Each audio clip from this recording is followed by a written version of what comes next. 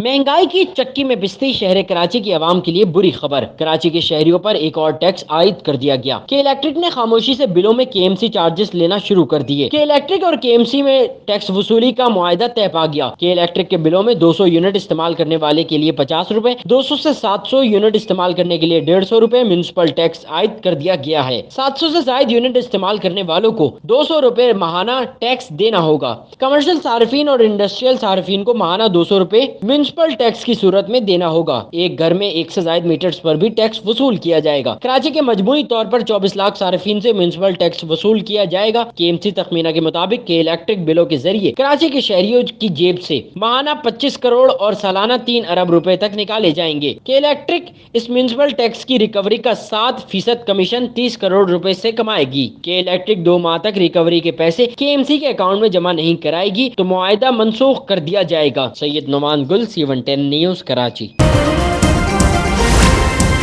C110 news, खबर की असल खबर।